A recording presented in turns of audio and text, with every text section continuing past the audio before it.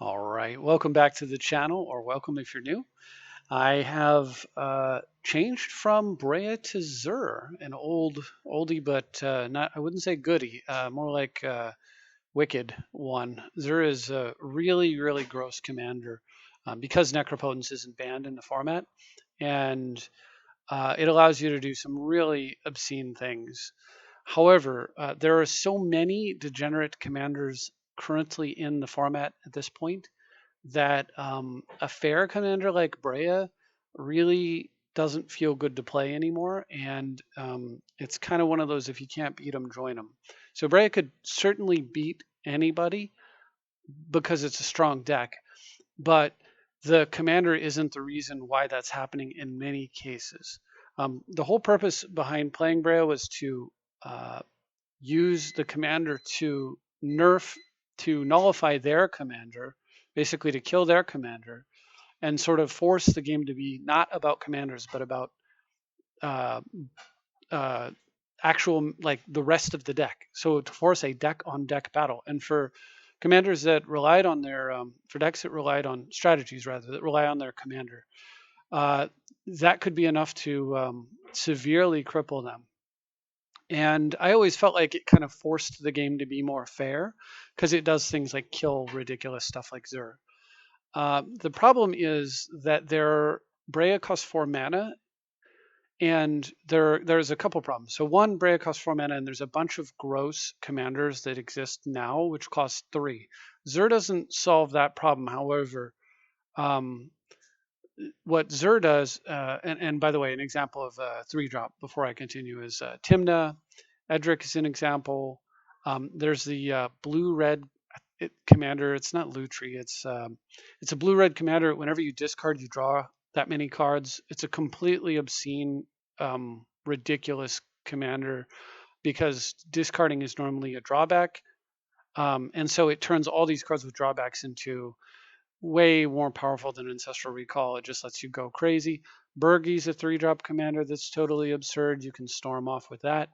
There's just so many commanders that cost 3 mana or less that the format is kind of like, from my point of view anyway, kind of become very degenerate, and you have to have like 2 mana answers or less to these things to stop yourself from just losing the game right away. And then on top of that, um, they printed Jeweled Lotus, and Bray cannot take advantage of Jeweled Lotus in any realistically effective manner, but commanders like Zur can, because you can play a turn 2 Zur off of a Lotus.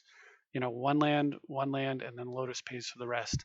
And Bray can't do that, which means that gross plays get made that Bray cannot keep up with.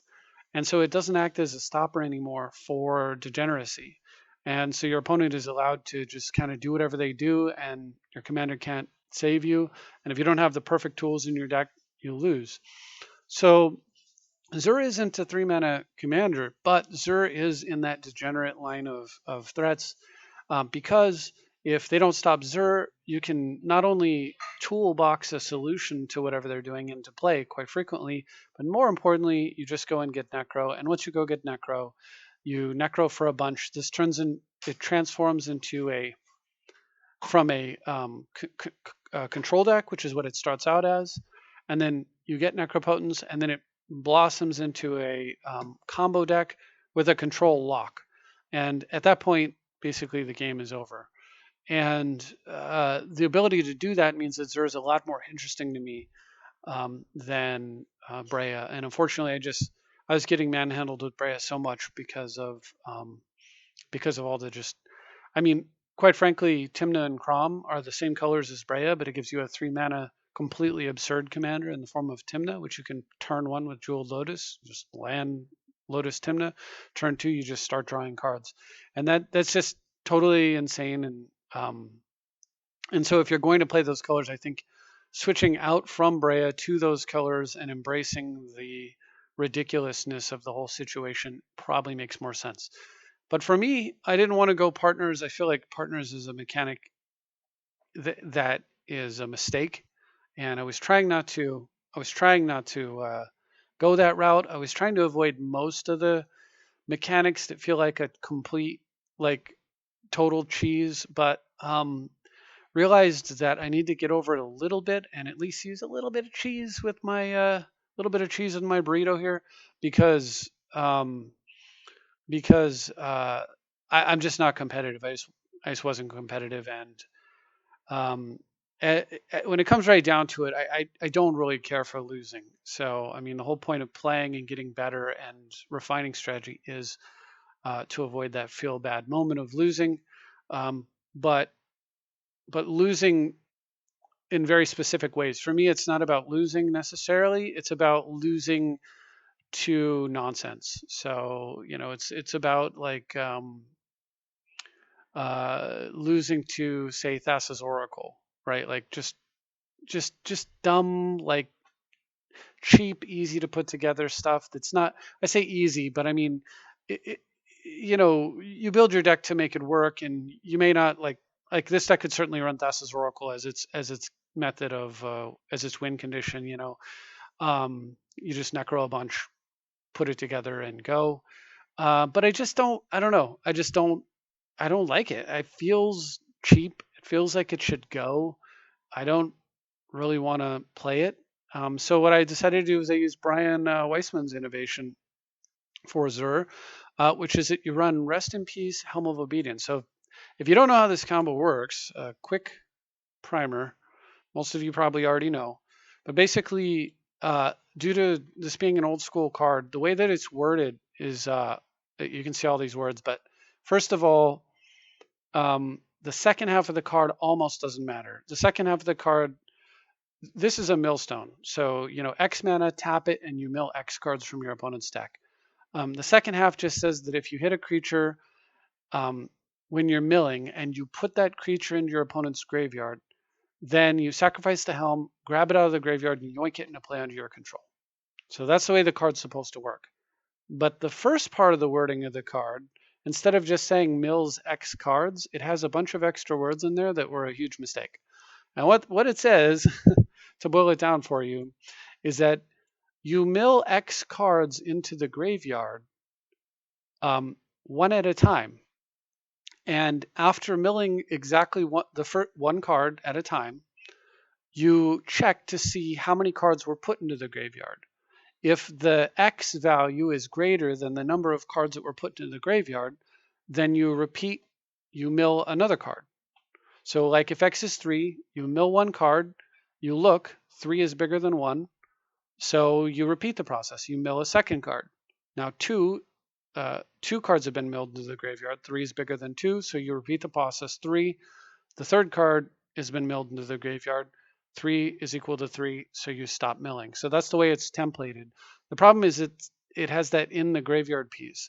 And so what happens with Rest in Peace is that cards cannot go to the graveyard. And since they can't, you can actually helm your opponent for 1.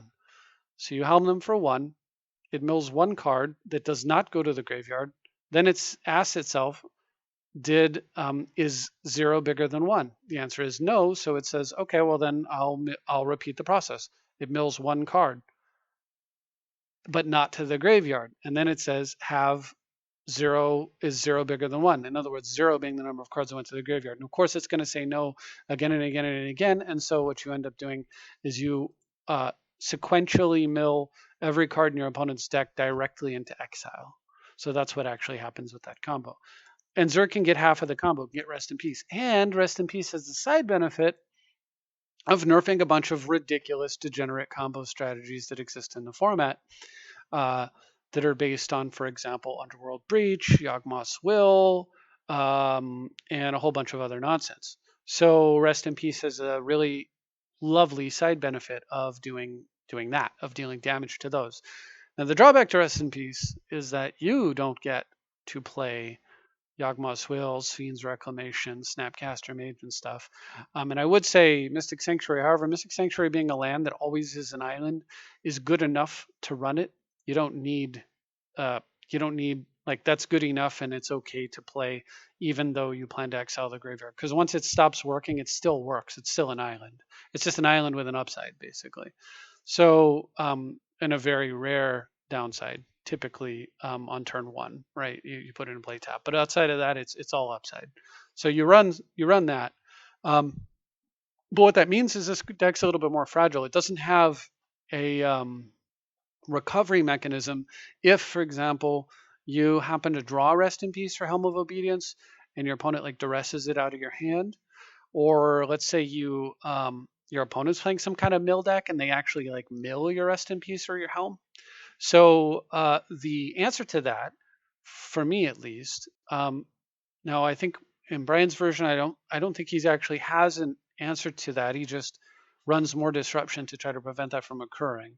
And in my version, I have one answer card, which is a secondary combo in the deck, and that is just Time Twister. So Time Twister is, instead of, it's a way to, if you need to combo off, it's a way to combo off even if your combo is in the graveyard, in a roundabout method, right? But it gives you the secondary combo of Time Twister Narset, and this deck's loaded with lots of cheap, fast mana, and Time Twister is just good in decks like that. So I'm playing it for those reasons, and it's a blue card, you can force with it and whatnot. So I run that. I don't think Brian does, but I do actually kind of like the way that positions me. So, and of course, Time Twister is a recovery to somebody, Mind Twister recovered by Time Twister kind of a deal. Like sometimes you're not always winning, right? Or your opponent draws a bunch of cards and then you Time Twister to like balance it out. So um, not great because we're intending to be the one that draws a bunch of cards. But the truth of the matter is, if we're zeroing into Necropotence and we draw a bunch, we win that game. And Time Twister is just one of the cards we can pitch because we have hand size issues. Because in this deck, you do over Necro quite frequently.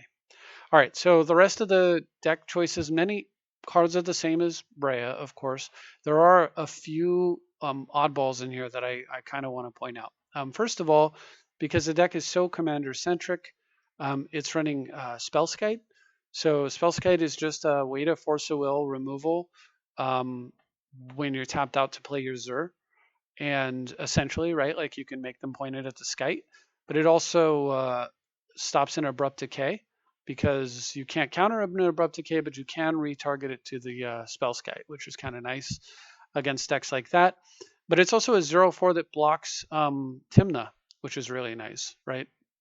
So it's a 0/4 that's an artifact creature, which means it can block things with like Sword of Feast and Famine or whatever on it.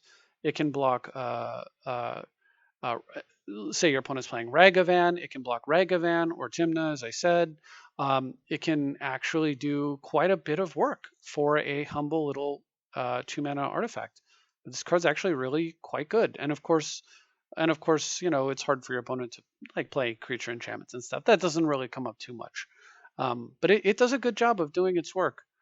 The other card that's in here that's different is Lightning Greaves. So Lightning Greaves is a card I don't normally run, but it's kind of nuts with Zur because if you play Lightning Greaves ahead of time, you can just cast Zur, put the boots on, swing in, get Necropotence right away. So just having the Lightning Greaves in play means that the opponent cannot, say, tap out knowing that they're holding a Vindicate, or they've got a Teferi Time Raveler, or they've got a Detention Sphere, right? Like they can't just tap out. They have a sorcery solution to Zur because if you have a Greaves in play, because Zur is going to get haste, and you're going to get your value before it's not going to matter, right? So so that's actually a really nice threat that Greaves get you, and of course, you know, the Shroud effect on Zur is occasionally nice. There's also a few other things you can do with, like, say, Thieving Skydiver to sneak. You can throw Greaves on it and attack for 2 and like get take some counters off of a Planeswalker and stuff. I mean, it's not a bad card or anything. Generally speaking, you want your cards to address the board, not like threats that could exist, which is what most people play Lightning Greaves for. Like, well, they just play it as because it, Shroud, and then the haste is like an upside or whatever. But that's not the reason to play it. It's not good enough if that's all it did.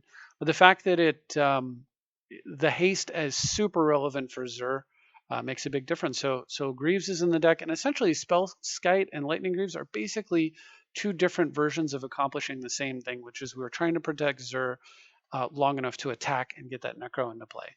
So the next card that's a real odd one that does the same thing is Hall of the Bandit Lord. Now this one can't be the land that you play on turn 4 to play your Zur. So you've got to, it comes into play tapped, so you've got to get it out sooner. And it does cost you 3 life, which is like 3 cards with Necro. But thankfully we're starting at 40. And so yeah, it comes into play taps for colorless. You can spend it on anything. You can play Vedalken Shackles with it or whatever.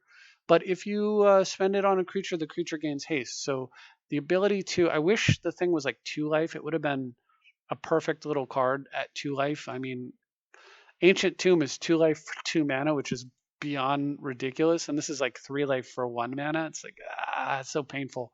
However, even losing 3 life, paying 3 life there, and putting it into play, and then slapping Zur into play, and just swinging in and getting a Necro, you're still going to be fine almost all the time. And just that having it is a huge threat there that the opponent has to deal with. And it's a mana source. So in a pinch, like you can pitch it to Mox Diamond. You can use it as a mana source. You can for other plays, you can play an Urborg, and then you can tap it for black, and you won't lose any life. It's not like a City of Brass in that sense. So yeah, good card. What else is different? You will see there's a Wayfarer's Bauble and exactly 2 basic lands in here. This is, I don't think Brian's running that either. It's just something I'm running, but it's so good to get Zur out early. It's so good. And there are more counterspells in this deck than I had in Brea. So let me talk about the counters, and then I'll talk about the Bauble and how that sort of relates. But so this deck actually does run Forbid. I don't think Brian does either. There's a few differences between his build and mine. We're talking like between 5 and 10 possibly, which is a lot. But anyway, so I'm running Forbid. I like Forbid with Necropotence. It's just one of those. It's just sort of an alternate win condition, basically. I mean, at some point you have to like Zur out a Seal of Cleansing and kill your Necro, because there's literally no life gain in this deck. So you can't go down to like 0. You don't want to go down to 1 card. Like you don't have infinite cards, but normally you're going to win the game long before that matters. In fact, basically always. I mean, you could bounce your Necro at Teferi or something, but Necro Forbid is a sweet little deal because it just puts you in such a commanding position. It just, most of the time you're going to Necro and then you just win on the next turn, but you don't have to. And having the ability, first of all, just it's nice to have extra hard counters, and then secondly, just having that ability right there to kind of get in a sweet situation where excuse me, sorry about that. To get in a sweet situation where basically it's pay 2 life, counter target spell, which is kind of good, right? It can buy so much time for you to do whatever else you need to do. And so if you're unlucky and you Necro for a bunch, and for some reason, either for whatever reason, like you're not hitting, like you're not finding your tutors or whatever, you can just comfortably play like I just kick back and play control game. And to aid in that and to get to that part of the game, in addition to that, the deck also runs a bunch of cheap early counters that Brea didn't run. There is a Spell Pierce in here to protect your early game and, of course, help you pop off when it's time. There's a Memory Lapse. There is a Miscalculation. And yeah, I think that's it. But we've got Memory Lapse, Miscalc, Forbid, as I said, and Spell Pierce. So 4 additional counterspells in this deck, because ultimately it is a combo deck, but it can play a control route, and these cards just help defend you against disruption to your combo.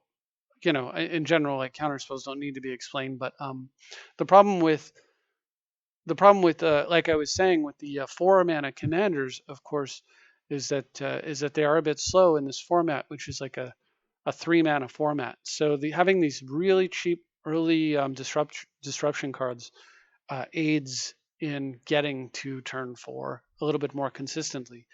And then Wayfarer's Bauble. So how does that tie in? Well, it's really sweet because you play turn 1 Bauble, and on turn 2 you can be sitting on Memory Lapse, mana leak, miscalc, remand, whatever. And if nothing happens, then Bauble gives you a play, and it gives you a play that ramps you. And ramping is pretty powerful when that allows you to go turn 3 Zur. Sometimes you just have to do that for speed purposes. You don't have a choice. Maybe you don't have a hand that can really control the board. Maybe your opponent's start is just so gross that like your only hope is to try to get Zur out and sort of keep up. And Bubble's just one more way to do that. Bubble's also an additional artifact, as is Spellskite and Greaves, and Wishclaw Talisman, which I'll talk about in a second, which helps along with also Jeweled Lotus, Chrome Mox. So all these extra artifacts help make Mox Opal good in a deck that doesn't have Breya, which I think matters because Mox Opal and of course Urza's Saga helps make Mox Opal good too. And I think that's important because I think Mox Opal is it's just one of those cards that's just a little too good. Um, it's it's it's too good, but it's at the same time kind of fair. So the card it doesn't bother me except for in super broken formats where it's just even more obscene. But in a format like this where it's like sometimes broken, sometimes not, just sometimes solid, Mox Opal definitely has a place. But I think if you can take advantage of it, you pretty much always should try. And and so that's kind of like adding extra artifacts. And of course, Wayfarer's Bauble, Mox Opal, not necessarily a combo, but basically you can play the Bauble. You can do something like, land, Bauble, uh, uh, uh, Opal, whatever, second turn, land, Talisman. And now you've got Talisman and the Opal. If you sack the Bauble, the Opal turns off, but you get a basic land. So you just leave it in play until you get another artifact out. But you're in a decent spot where your Opal's like ready to go. You've got like extra mana, and it's turn 2. And again, this is a very fast format. So pretty good stuff there. Um, so the Bauble is where I'm running the 2 basic lands. If you draw one, it's not game over. You might like to sometimes tutor one, for example, if they path the Exile or whatever, which is another reason that's nice. And of course, you're a little bit less weak to Blood Moon, which I have seen crop up quite a bit lately. The mana on this deck, on the mana base in this is quite a bit better than Breya because it's one less color, of course. You get to run Artikar Wastes and Underground River, and there's an extra Godless Shrine so that we kind of maintain our planes count for Tithe. Unfortunately, the blue, white, black Triome has not been printed yet, which would be just a sweet addition to this deck. I would love to see the friendly color Triomes printed, but who knows? Eventually, maybe they'll get around to it. All right. In the meantime, what else can I talk about that might be a little bit odd? I did say I was going to mention Wishclaw Talisman. The deal with Talisman is that it could be Night's Whisper, and Night's Whisper is kind of the slot that it's kind of holding the Night's Whisper slot. But the thing is, you'll find that it's so easy to reload your hand with Necro due to your commander's ability to get it, that having cheap card draw like that, it doesn't make a ton of sense. It is good early, but look at all the 2-drops that we're trying to use to protect ourselves. So a lot of times we're just not willing to do that. On the other hand, the deck is running Dark Confidant because Dark Confidant has that ability to just kind of grind out a win and provide like mana and counter spells to you over the course of a game, forcing your opponent to have a solution to it. And while a blue mage, if you go turn 2 Night's Whisper, they go, oh, that sucks. If you go turn 2 Dark Confidant, they go, oh crap, I'm in a panic. I have to deal with this. And if they can't, they lose. But it's also a human that it gives you another reason to name human off Cavern of Souls, which incidentally Zur is. In fact, all the creatures in the deck are human except, as always, Thieving Skydiver. Unfortunately, it's not a wizard. If Thieving Skydiver were only a wizard or a human, it'd be so much better because then you could name one creature type and hit all of your creatures because they're always humans and wizards, but not the case here. Anyway, so Thieving Skydiver is the one that Cavern can't hit, but because you can Cavern a Dark Confidant in play, it's much stronger than Night's Whisper. And even though Night's Whisper gives you 2 cards right now, and Confidant gives you 2 cards in like 2 turns, compact. When you're talking compact, Night's Whisper is better, but when you're talking general, like over time, the Confidant's better. And then how the Wishclaw Talisman comes into play is that you're, like I said, you're going to be getting necro a lot. So what you do with Wishclaw Talisman is it's typically after you've over necroed, and Wishclaw Talisman is just another way to ensure that when you draw a bunch of cards with your necro, when you get a bunch of cards with your necro, one of them will tutor up Helm of Obedience, and the rest will be counterspells. And so what you try to do is like you set up the perfect hand of just counter, counter, counter, counter, counter, and go get Helm of Obedience. So you attack with Zur, you necro, you create a hand like I described, maybe with some extra mana depending on if you need it. On the next turn, you attack with Zur again and you get Rest in Peace. And you use your tutor, like your Wishclaw Talisman or whatever, to go get Helm of Obedience, helm your opponent, and then you win the game. And then you give them the Wishclaw Talisman. But you've already won the game because they're going to have no deck. And they'll die during their upkeep before they can use it. So that's kind of the reason for it. And of course, it gives Tezzeret the ability to tutor up a... Tezzeret, incidentally, can tutor up Helm directly. But it also gives Tezzeret the ability to tutor up a demonic tutor when you need to, which might happen once in a blue moon. Not too often. Also, keep in mind, we've got Wishclaw Talisman, we've got Seal of Cleansing here, and Aura of Silence, both two disenchants that Zur can fetch. Aura, if you haven't seen it, is a disenchant that, while it's in play, makes your opponent's artifacts and enchantments cost 2 more to play. So it's a really good prison card and a defensive tool against combo, while also being a disruption against things that have already resolved. But either of these cards in play, so if you need to, if you have a Wishclaw and for some reason you have Zur active or whatever, or you just happen to have one of these, you can Wishclaw, give it to them and kill it before they can use it. Also, you can portable hold the thing. So there's a lot of ways to like work the Wishclaw. It's not that big of a deal. You can Wishclaw and then bounce it with Teferi. Like there's a lot of things you can do with it. And for the most part, if you activate it, you are probably winning the game. Keep in mind that while you can Zur and Necro, you don't have to. You can also just put the combo together occasionally. Like you just naturaled up the combo or half the combo, and all you need is a single tutor, and you complete the combo and win the game. So there is the whoops I win factor also in this deck. As for the rest, Chrome Mox is in here strictly because we've got a boatload of 2-drops that we want to play along with a bunch of counters. And of course, that's another payout if you have an early Confidant Chrome Mox draw. But mainly just getting Zur down quicker in order to necro sooner is just so good that it's actually worth doing something you don't normally do in control decks and running a Chrome Mox, even though it's like you don't necessarily want the card disadvantage in control, but it's not card disadvantage if you're using it to play Zur into Necro or just playing Necro directly, which sometimes happen. You can just play turn 2 Necro with a Chrome Mox. The ability to do that means that Chrome Mox definitely has a place here because the commander is a draw, 20, right? So we just want to get things going and want to do it quickly. What else is in here? So I don't know if I mentioned this, but Energy Field. So Energy Field is also in the deck. Energy Field I don't see show up in a lot of Zur decks. I don't think Brian's playing it. I actually think that he may find that it's a nice card to have, not a necessary card to have, and that's why he's not playing it. But I have actually, I think that's kind of his thought. And I kind of agree. However, the existence of this card and the fact that it's tutorable with Zur completely changes a game. Now, this might not necessarily be the best choice for the slot. It's possible that instead of Energy Field, it could be something like, I think it's called Solemnity. Anyway, it's like a 3-drop that prevents all damage to you and makes you untargetable, which is pretty darn good, right? But you have to discard a card during your upkeep to it, and you skip your draw phase. So completely combos with Necro. And it's possible that plus Necro is smarter way to go. But here's the reason why I'm using Energy Field. It's because if I already have Necro, I probably don't need the effect.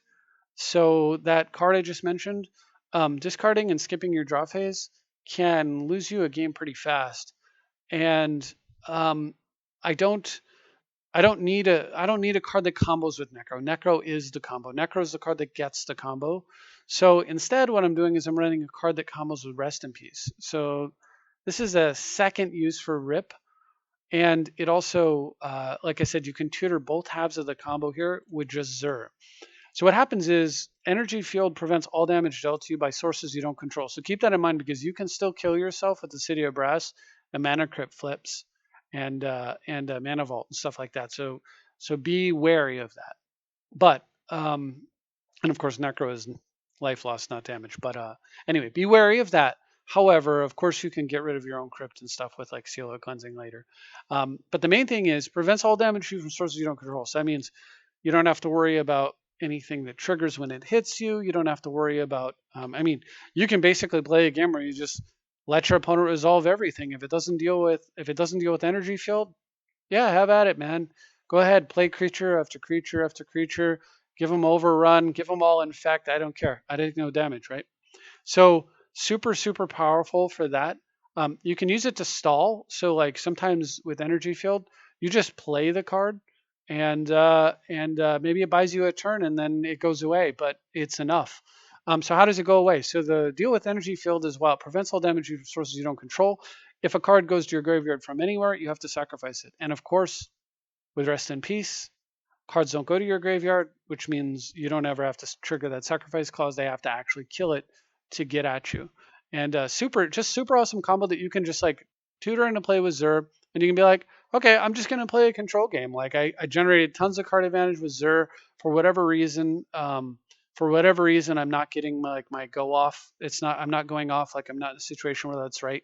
Maybe the opponent's playing goblins and they just like a perfect scenario. Opponent's got like an incredibly fast start.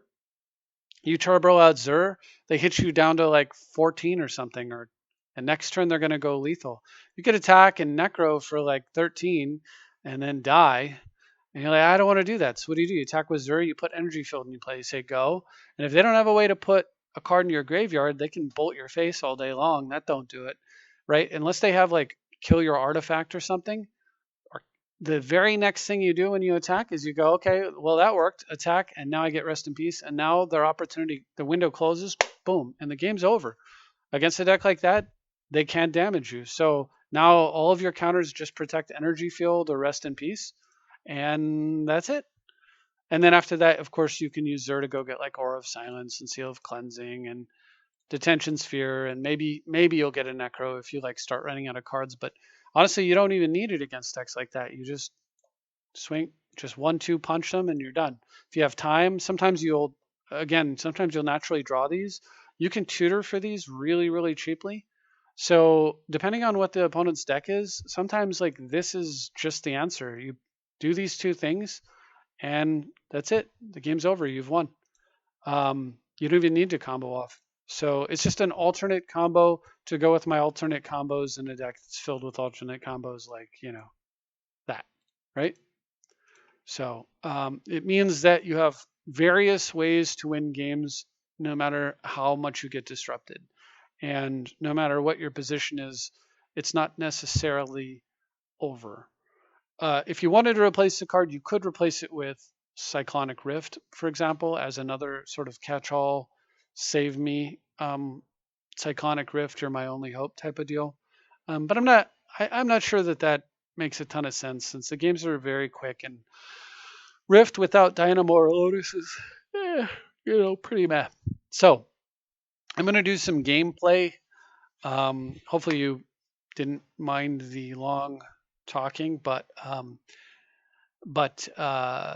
if you didn't, either way, if for those of you who skipped ahead using the link in the pinned comment, or that stuck with me through this whole thing, you definitely deserve some gameplay. So this deck, before I start, basically there's been I've been playing with a lot of ideas trying to figure out what feels right for me with this build.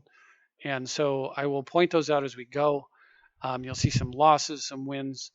But overall, I think you'll see that the deck is clearly stronger than Brea. No deck is going to win 100%. It's just not the way that works. Not when you're playing competitively, but the deck is producing a very high win rate, a very high degree of consistency. This is what I like to see. I believe this is a tier 1 deck. I think you'll enjoy playing it. And without further ado, let's get to some games, okay?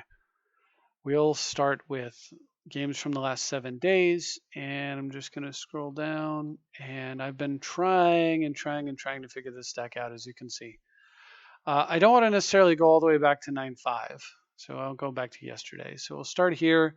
Let's see, there's a loss there. I beat Hash once. I lost twice. I beat him once, not with the current version. I got spanked by 5-color bad stuff there, also not with the current version. But I will actually run through those games anyway because they're good games and good opponents. So we're going to just start straight up with, we'll just run through these games on 9-6 and give you like a variety of gameplay. Now, there are some games in here that are totally epic and deserve their own video, but I don't know if the replay is going to work. So instead of like trying to figure that out, you'll just have to kind of stick with me and see them when they come up. So game one, hopefully the replay works, and then you'll just have some epic games in the middle of my traditional like slog through game type situation. All right, here you can see I'm playing against Wizard 103. I'm playing Zur, my opponent's playing Golos, he sees Zur and he concedes. You can see here I was testing out Aetherflux Reservoir. So what I was actually testing was Citadel Transmute Artifact Aetherflux Reservoir. I was using Transmute Artifact to help put the combo together with Helm a little bit easier. It has since become Wishclaw Talisman, and I removed the Citadel and I removed Aetherflux Reservoir because although that's a cute secondary combo, instead of Citadel, I have Time Twister, a much cheaper card, already combos with Narset, and I don't need to add anything, and then that freed up the Aetherflux Reservoir to be something else. So anyway, we'll move on to Hornet 77. But it may come up in some of these games, so in some of these early games. And you can see here I had Energy Field. I think at one point I pull Energy Field. I greatly regret it and then end up adding it back in, but we'll go through this game here. So opponent's playing Icy Tyrant of Gyre's Strait. It's a 6-mana card that doesn't win the game. And opponent's got a first turn mana vault. And for me, I've just got Humble Vampiric Tutor. But I do have Helm of Obedience here. Opponent's got 6 mana on turn 2, which is just... hold on a moment. Okay. Sorry, that was work letting me know that there's been a change for tomorrow. Anyway, so I'm going to tutor and run out Saga, Signet, and fabricate myself up I think at this point, a Bolas' Citadel, because, again, I was playing Citadel at the time, and I figure I can get it going here. And my opponent's got an insane start, but he's missing blue, and I'm hoping I can just like win the game before it matters. And look at that top deck. I was thinking Saga was going to go to Opal for me to get the black mana, but I'm just going for it here. Right on time. Boom. I hit a land. And if my opponent kills it, boo. But, game on. Otherwise, I just play Zur and try to Necro. Anyway, again, though, redundant, right? I could have just got Zur down and so this is why Citadel doesn't make as much sense in this deck anyway. So we'll go ahead and float some mana here. The top of my library is Necro, but I have to shuffle. Say Confidant. Yeah. Right off the bat, I get I use the Urza's Saga to go get Sensei's Divining Top. And I see a Confidant here, totally useless, but doesn't matter. I have Bolas top going. Now I can just pay 1 life to put the top on my deck, pay 1 life to put it back into play, and then the card that was on top of my deck moves into my hand. So I'm just going to top till I get a tutor or whatever, and then I'm going to Helm combo my opponent out. No Zur needed. This is an older version of the deck. It's really cool and everything, but I think just inconsistent and not critical given the fact that we've already got a way to go get Necro. We don't need 2 Necros. You know what I mean? We've got Zur and we've got Necro. We don't need Bolas' Citadel. So anyway, here we are playing against Hash, who Crom Timna gets a first turn mana crypt going first. It's just some serious bad news for me. I do have an Ancient Tomb and a Signet, and it sticks, which was really nice. So Hash 1 is typically playing combo with his Timna deck. And the only thing possibly saving me is that either he's holding up a counterspell there, or he doesn't have white mana for Timna to start kicking my butt. So thankfully, I do have an Urza's Saga here. I play it into Expedition map, and I have a mana leak. Now, this version didn't have as many counters. In fact, I didn't have the 4 counters I pointed out having been added. My opponent misses a land drop, which also is huge. I do not sack Expedition map there. So why don't I sack Expedition map there? Think about it. I'll give you a moment. Answer.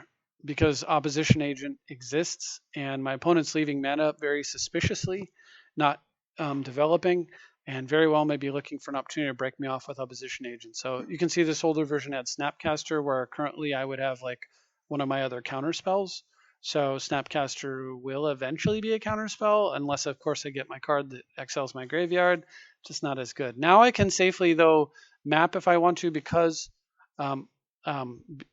sorry, I'm going to pause. I could safely map there if I wanted to, because I could counter over it. But do I want to fight a counter war over an opposition agent? Not really. I want to leave it stranded there, never useful. So I'm going to instead, we're going to make some constructs, which will mean that Tymna is no longer really a threat. And now I'm going to search. I've still got the mana to counter, and my opponent does not have the agent or chooses not to play it if he had it. And we're in great shape here because I've got 5/5 constructs, and it seems that in reality he was missing land mana, and probably had a hand of like, stuff that he couldn't play that was like probably going to win the game if he could have played it. So, good on me. You can see the useless Citadel in my hand and the Snapcaster. Like, wouldn't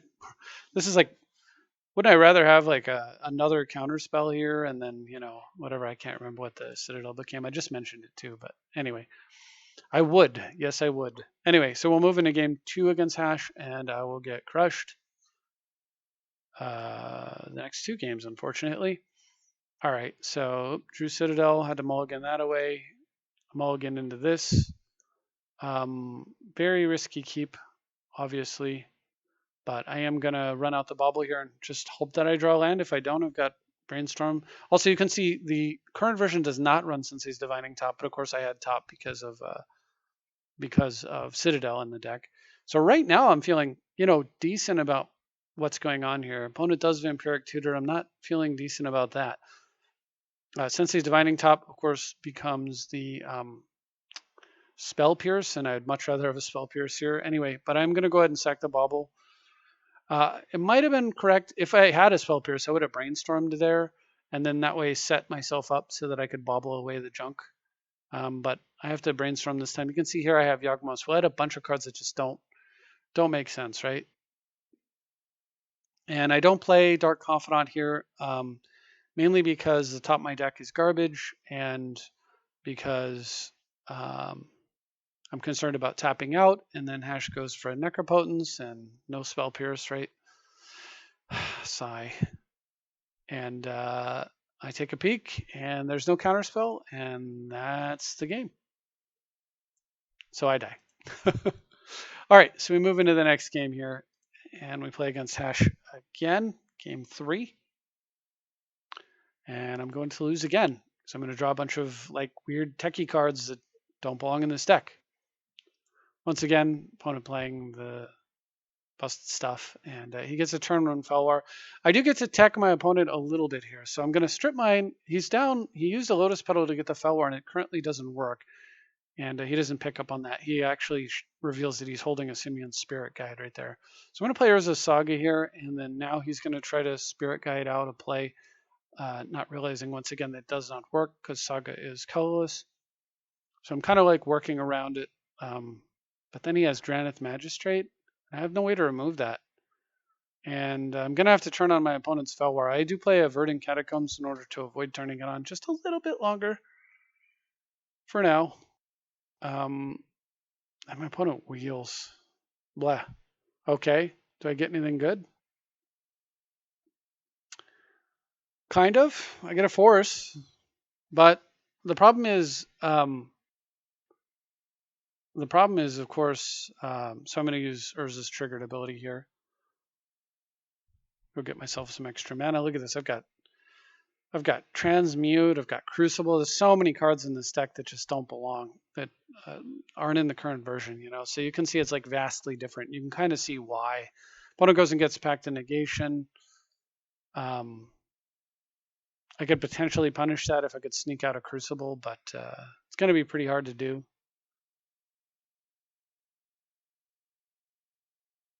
I'm going to try to get the Crucible out. If he packs this, fine. And he's not using it to protect the combo. And remember that my opponent's Felwar doesn't do anything. And look, he gets an ad nauseum, and that's it. Just like the Necro turn, the opponent draws like that, you're dead. Just scoop it up. So I do. A lot of that, again, because I didn't have all my cheap counters, right? I had like 4 different cards that don't counter spells. So, it's just yuck. All right. Game 4 against Hash, and I've got a nice solid start. You can see I did have Daze in this version. It was the only counterspell I'm not currently using, and I do like Daze. You can also see I had like Prairie Streams in here. Ugh.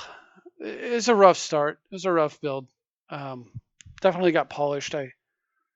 This is where like it helps so much to have a friend like Brian, where I was able to he was able to just go critiquing a lot of the things that I was doing and helping me to focus on the things that mattered and get away from some of the cuter, less important things. So anyway, one is a mental misstep for my Vampiric Tutor, but I fortunately have a Daze for their Soul Ring, so I'll take that, even though it did set me back. And of course, the Prairie Stream coming into play tapped is like a oof.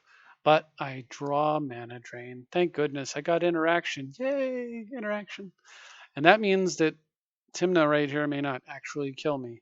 So if he goes and gets like Caverns here, then I'm in deep doo-doo. But he does not. So I get to Mana Drain a Tymna, possibly. And he has Forcible with the last card in his hand. Forcible's with the Notion Thief. So brutal. Thankfully, I top deck a Crypt and use the opportunity to play a Vedalken Shackles. And now my opponent's going to get an extra card. He does actually get to get his Crom out thanks to a top decked Ancient Tomb and bash me for 6, which is a ton of damage, and draws an extra card. I'm going to go ahead and sack the Delta here and go get my other. I had 2 of these tap lands. They were just designed to be additional islands that occasionally would come into play untapped, since I do have 2 basic islands, but as you can see, they were just problematic because they kind of slow me down. So I just play Rip here. I've got Muddle up and I've got Vedalken Shackles. So actually, if you look at it, the fact that they're islands here helps tremendously, actually. They actually became Ottokar and Underground, the 7th edition Painlands. But so here it wouldn't have been so good. However, it's just fine here. So my opponent, I'm going to pause, casts an Intuition, which is normally pretty backbreaking, and offers me Tainted Pact, Necropotence, Demonic Tutor. I give him Demonic Tutor.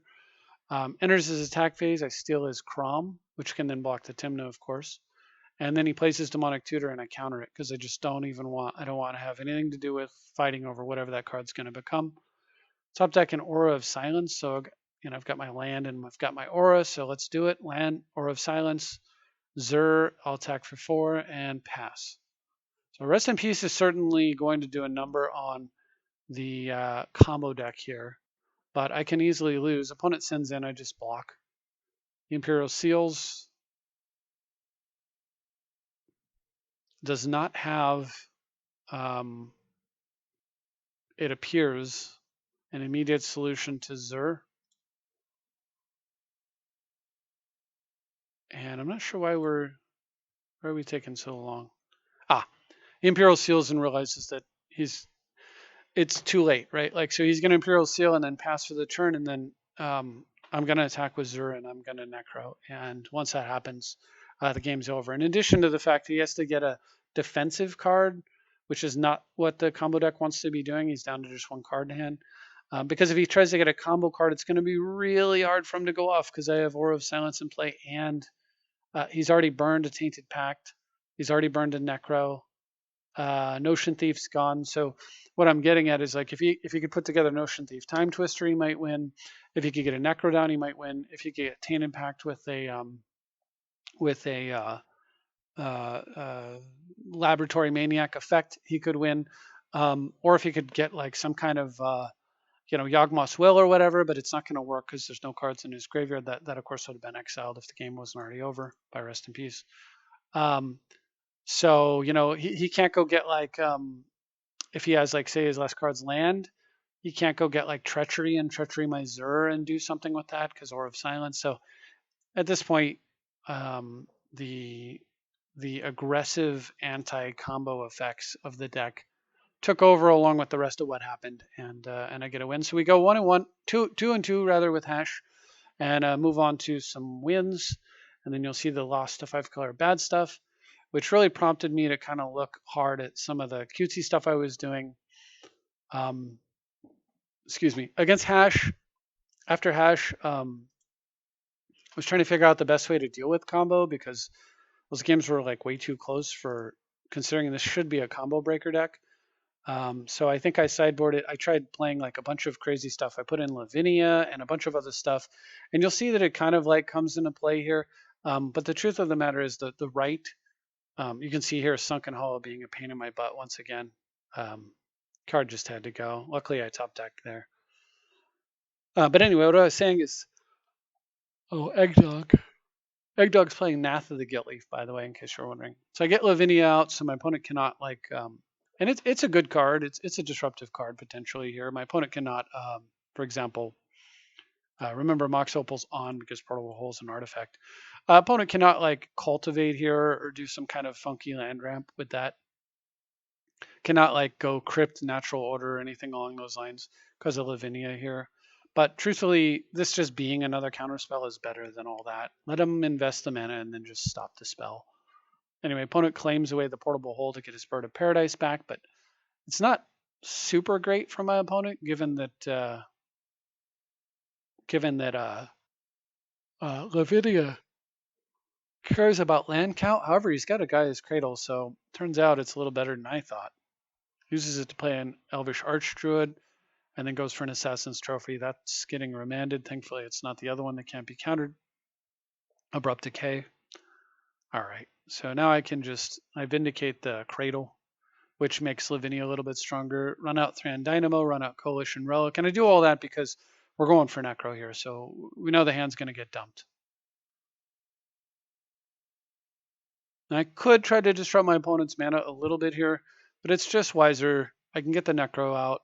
It's just wiser to do that. It's going to be real hard to lose, right? And I play it super safe, which is completely incorrect, by the way. This is not the way to play this deck, but I was still trying to figure it out. I hadn't played Zur in a while, for one thing. And I've been playing pure control for so long that I don't over Necro here, which is actually a huge mistake. So anyway, doesn't matter. I mean, I'm going to Detention Sphere away as commander here and use my Necro once again incorrectly, I believe. I'm just dumping stuff into play. Okay, I'm using it correctly now. This is the way that you Necro in the Zur deck. You typically go to 20. It's usually a nice mark, or 15 or 10, somewhere in there. You can see I had Opposition Agent, I had Ad Nauseam, I had a bunch of crazy stuff in here. Totally unnecessary. Ad Nauseam's pretty good out of all the goofy cards that I had in here. That's probably the most potent, but doesn't really need to be in here when you have a living Ad Nauseam waiting to attack and win the game anyway. Opposition Agent, it's cool, it does cool things or whatever, but it has nothing to do with what the deck is trying to do. Opposition Agent can lock your opponent out. Forbid will lock your opponent out. I'd rather just have the Forbid, So anyway, Red Baron here is my next opponent. Red Baron, 14,389. And my opponent is playing what? What is your commander? Oh, Partners.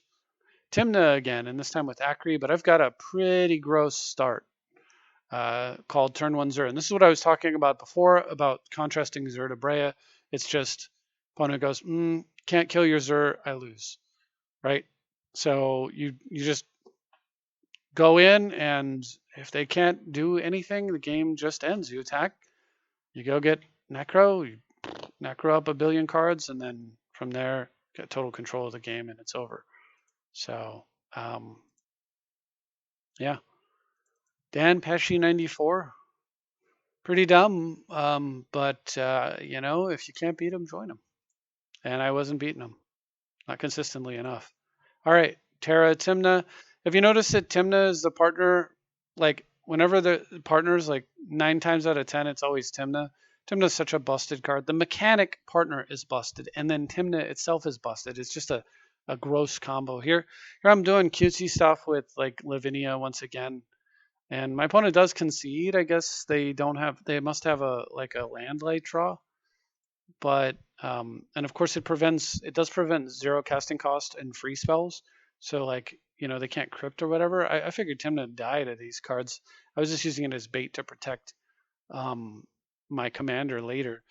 But had I not had a Lavinia there, what I should have done was just pitched the Urza to Mox Diamond and just played um, turn to Zur. I mean, then my opponent has like 1 turn to deal with it or lose the game. So these tech cards were honestly causing me to play incorrectly. So it's actually they're not good and needed to go.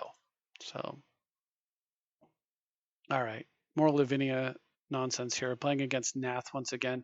And I believe this game is super epic because of my opponent getting an early mana vault. And once again, I've got Lavinia. I don't have miscalculation. So, boo. And Lavinia doesn't stop non-creatures. If it stopped creatures, it'd be arguably a better card, so it could stop commanders. But I hadn't put it together yet. I was thinking, you know, here I can detention sphere away the Nath if they slam it.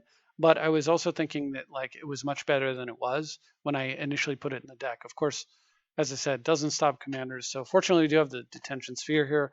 And my opponent at least couldn't have mana vaulted something else down, but it would have been a lot nicer to just counterspell and then on my turn take a turn without having to play the detention sphere there. All right, so opponent runs out Bloom Tender. And here's a pretty safe commander turn, right? I'm going to send in Lavinia and do some more chip damage. Play the old commander here. I've got Force up. Looks pretty good. And from here, I think I've got the game won. But my opponent has, and I'm seeing a lot of this too. This is what I'm dealing with. Beast Within, of course, I'm going to force, and then Veil of Summer. Like, oh man, are you kidding me? It's so frustrating. Okay, all right, it's like that. Fortunately, I do have an Ancient Tomb, so I'm just going to replay the commander here and go. But yeah, I've been facing a lot of Pyroblast main deck, Veils of Summer main deck, all kinds of stuff like that, which is yet another reason why I feel this deck is just better than Brea, because when you're facing all kinds of nonsense like that, having the ability to just attack and win matters. All right. Unfortunately, the opponent has Eternal Witness there, and then gives me another beast. So I'm going to take a turn off from my commander. Once again, half of this or most of this can be attributed to the fact that Lavinia is not actually a counterspell. All right. So we'll run out Signet here. Holding the Mox, although I thought about throwing the Mox away just in case they played Nath here. Oh boy, frustration to frustration. The beasts do give me a possible line to win here, but I'm going to go ahead and go for Zur. Opponent claims away my Signet, which was a weird one, and then Dark Confidence into land, I believe. Yep. And then look at this. Finale of Devastations into Chupacabra for 3 in a row, like top decked or whatever, killing my commander. Pretty frustrating. All right, I'm going to send in with the beasts. And I do this wrong. It doubles blocks, and the correct... So I plow in order to keep a beast alive because I'm trying to finish my opponent off here. I'm thinking between Vault and Confidant I can kill him. I think that was incorrect. So I think that the correct thing to do is probably to hold the plow, let one of the beasts die, possibly not kill the Dark Confidant, but possibly kill it. So like plow the Confidant so they don't start drawing 2 cards per turn. and then counter their commander. Of course, I can't counter the commander because the Cavern of Souls, which was like maybe I need to save my plowshares for that. So as soon as I realized like the mistake, I was like, oh gosh, I did get like a card advantage here, but oh, that seems really bad. And then my opponent makes a duh. Goes for an elf druid, not using his elf Cavern of Souls, which means I get to counterspell it.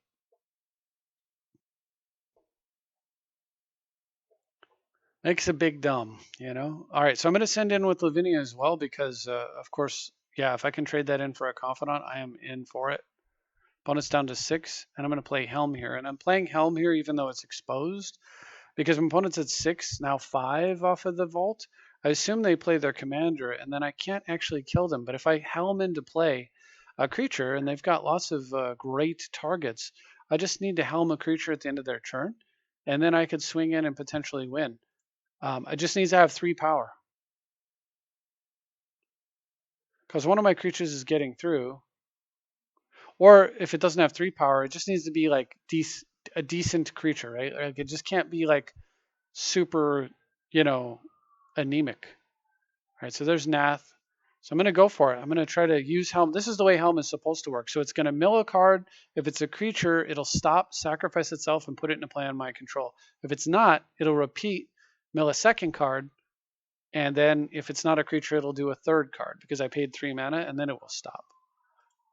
And let's see where it goes.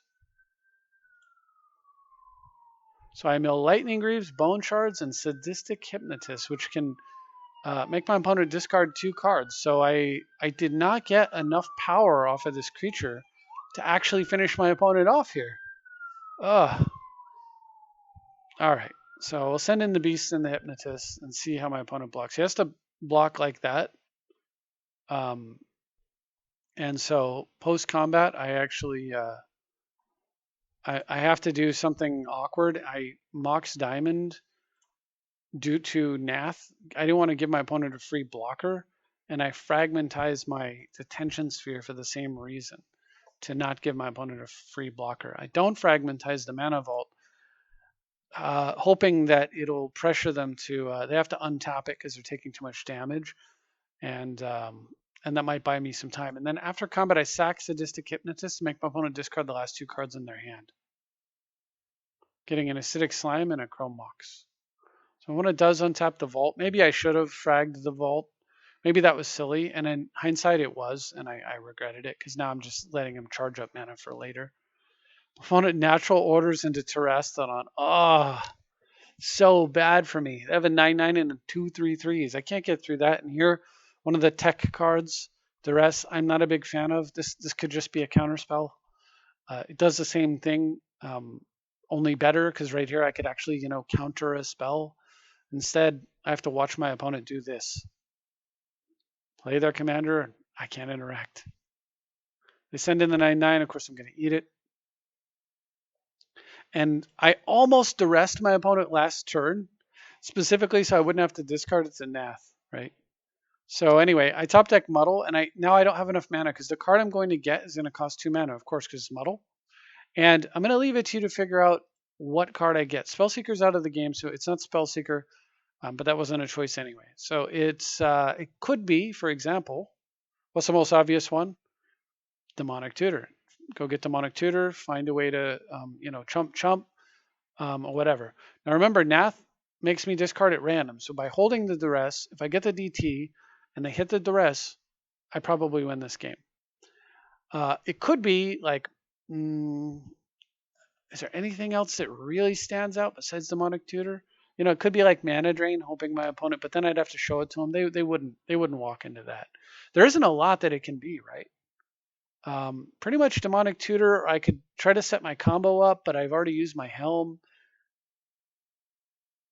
But it's not Demonic Tutor. So what card do I get? The humble desperation play, Thieving Skydiver, because my opponent is at 3 and he has no flyers. And I need to kill this opponent. All right, so he untaps Mana Vault once again. Still regretting that fragmentize. I have to discard Duress at random. My opponent gets an extra elf.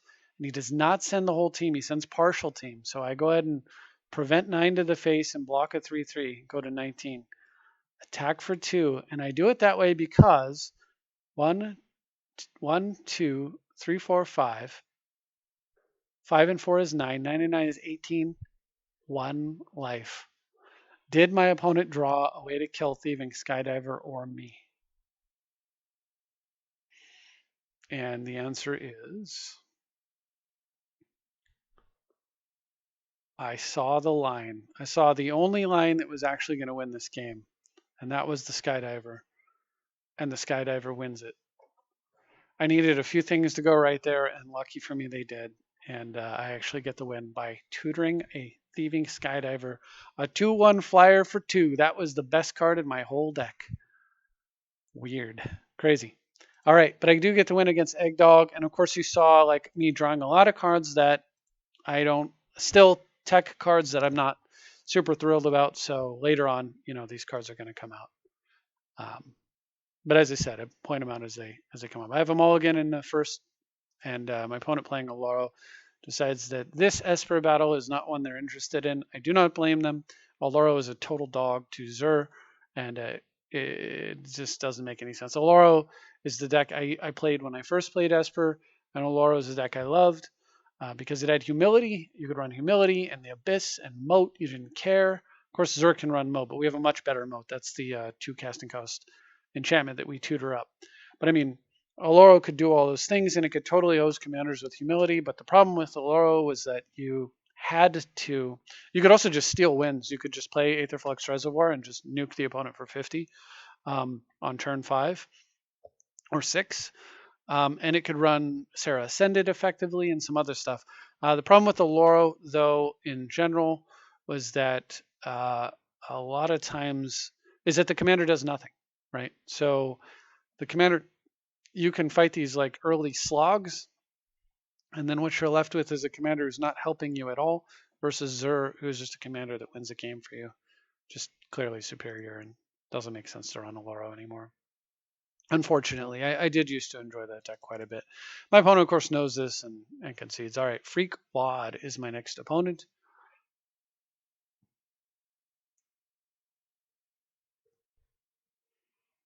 And I have to mulligan once again. My opponent's playing Volo Guide to Monsters. Whenever you cast a creature spell that doesn't share a creature type, so that's going to be always,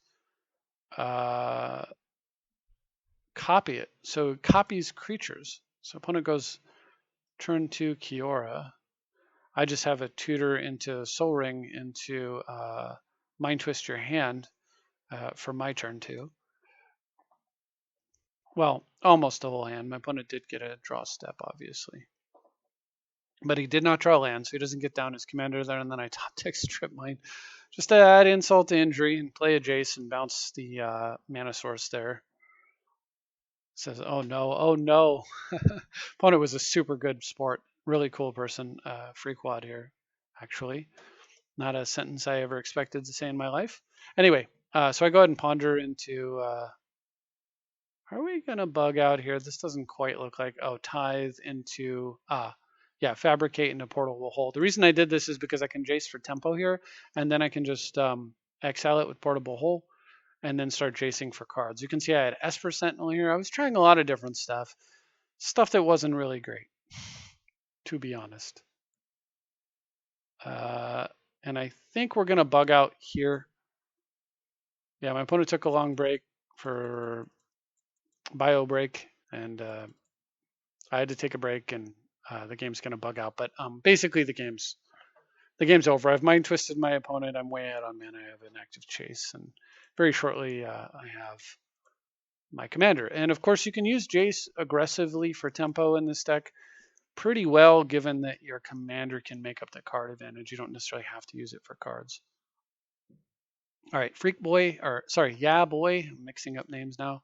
Running Cody Vociferous Codex. I have never seen a Cody Vociferous Codex deck with a bunch of permanents. What I have seen is one with no permanents, just a pure combo deck that basically storms off. It's gross and terrible to face, terrifying rather, but beatable. Here you can see I've started to add in, I have at least memory lapse. I can't remember if this is the full version or not, but my opponent leads off with Carpet of Flowers. His Codex deck does have permanence, and unfortunately quite a good one against a hand that cannot play around it here effectively. But I have this nice start here. I'm not too unhappy with it. I don't sack the bauble there because it's fuel for my opal, and sad that I didn't because my opponent now gets extortionist into Cody. So the way Cody works is you can't cast permanent spells. So all these permanents here, my opponent cannot cast permanents now. But for 4 mana, he can tap this. He gets 5 mana, and the next spell will cascade itself into another spell. So it gives you, so you spend 4 colorless to get 1 mana of every color, and then whatever spell you play on the same turn that you activate it essentially has cascade. And so that's how, like, why it's a powerful, in an all spells deck, it's a very powerful engine because it's both mana and cards. And the you can't cast permanent spells normally doesn't matter. And it being a 1/4 and a 3 mana card, you can get it out really cheaply, really easily. So scary card to deal with here. And the fact that my opponent dock-sided and Carpet of Flower to get it out, I was like, are these like the only 2 permanents in his deck? And now I'm just hosed, or I don't know what's going on. But anyway, for my turn, I'm going to sit on a memory lapse and hope that's good enough because I'm still looking for land. But that crypt I drew means I can sack my bauble. Although I got to be careful because Carpet of Flowers is running over there. Opponent gets a 3rd mana source. Doesn't swing with Cody.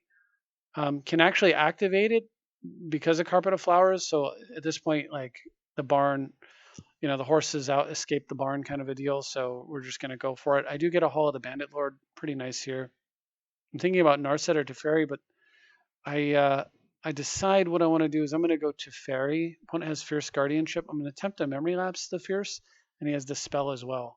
This is typical of what I expect to see from the combo deck. So I was assuming here I'm dead. I gave my opponent extra mana. He's got 6 mana, more if you look at Cody, but doesn't have anything to do with it apparently. So I'm trying to decide, okay, what do I do next? I can swing in with a hasted commander.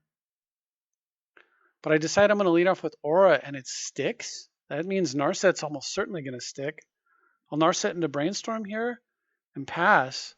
I've got Aura of Silence, and I can't decide if I want to kill Carpet or Cody. I decide Carpet, and the reason I kill it during his upkeep, just in case he has like Stifle effect or whatever, so I kill it during his upkeep before he gets to his main phase and gets the mana. And then this way, at least my opponent doesn't have, they can attack for 2 on Narset, not kill it. And then they don't have a way to activate the Cody unless he has another mana. But remember, he didn't play land for a couple turns.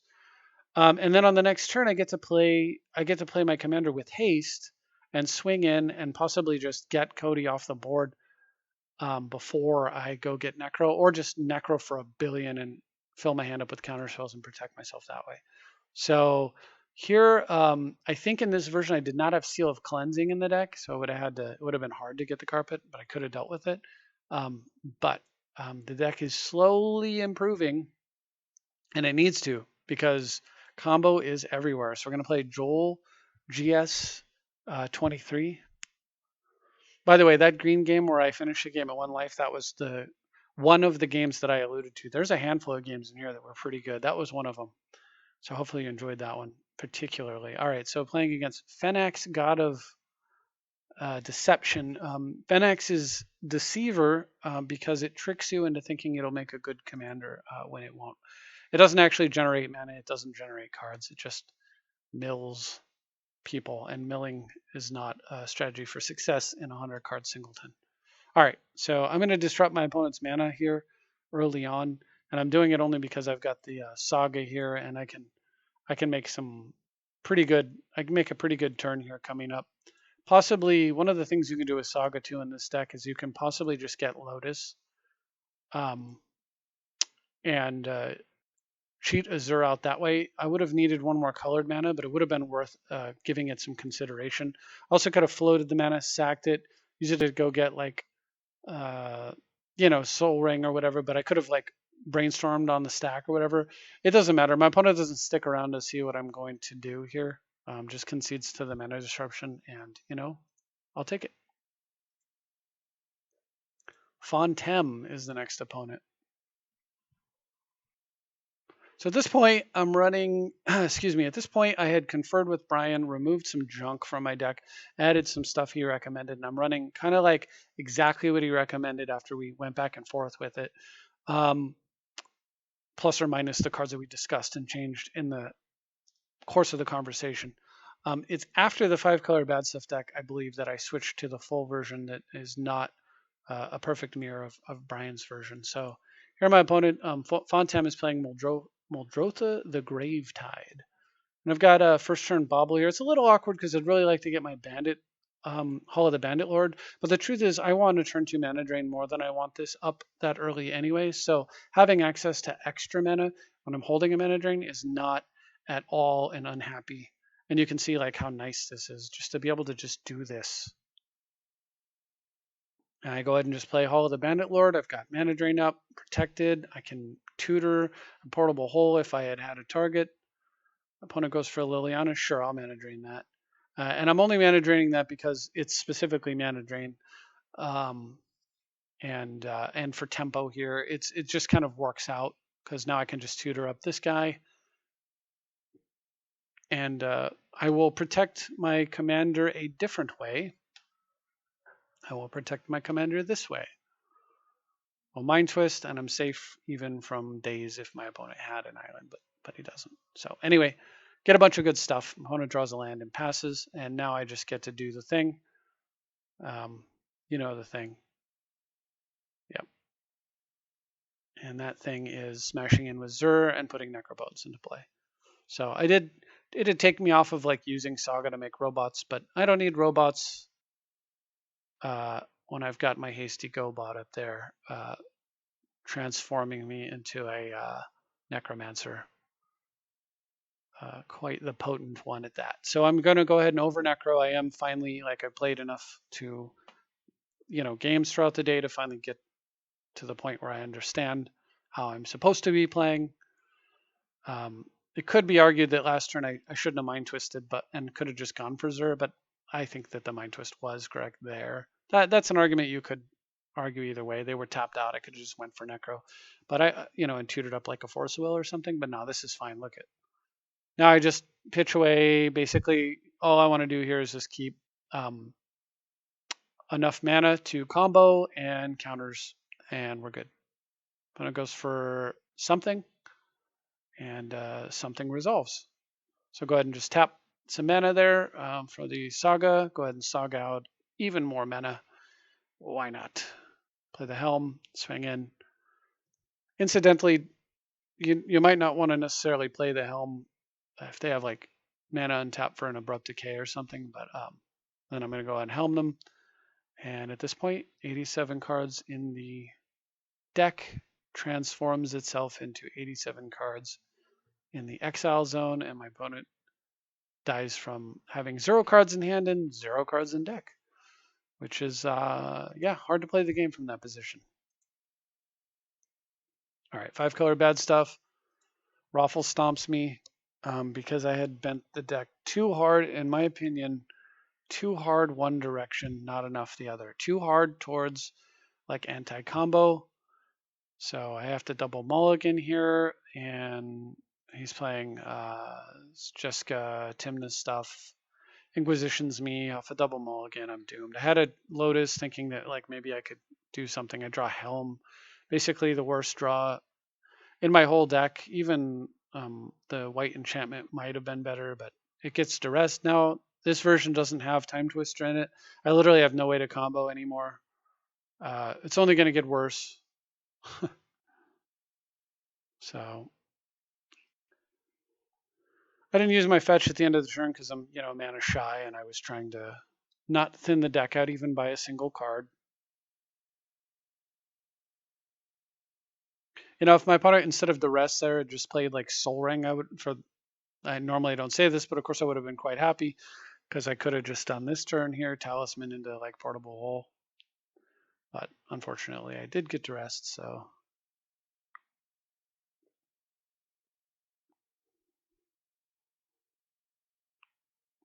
And it only gets worse from here. All right, so Timna, I think, is coming to the party. Oh no, Remorseful Cleric, Mana Vault. So sack it to exile graveyards. So there will be no recurring Helm of Obedience, even if I wanted to. Even if I time twisted. But don't I wish I had a time twister here? So I'd like to draw a land right here and exile that Mana Vault and play Shackles, right? That's what I want to do. And then after that, I want to get my Zur down. But if somewhere in there it were possible to draw a time twister, it would have been quite acceptable as well. All right, so I do draw the land. So I make the exact play, and my opponent sacks the cleric. So I play the portable hole. He makes a misplay. He doesn't wait to see what the target is, and he sacks the cleric in response, thinking I'm going to kill the cleric. And the truth of the matter is I probably would have, but it gave me the ability to free kill his guy. Meanwhile, my opponent has, like, as you can see, the next couple of turns, I guess they're going to spin out uncontrollably. But bottom line is you just, kill Zur over and over and over and over and over and over and over. And also gets an even Mind Sensor out because, hey, why not? And now I can't really do much. I get Vandal Blasted, gets his Mana Vault back. I get the block there. That's cute. Attack with Zur, and I attack into a Detention Sphere. And Detention Sphere in the top 4 cards. I'm back in the game. I Detention Sphere the even Mind Sensor. Whoop, it gets deflecting, swatted. All right, I've had enough. I mean, I'm just wrecked, right? Like, what is this? Why do these cards exist?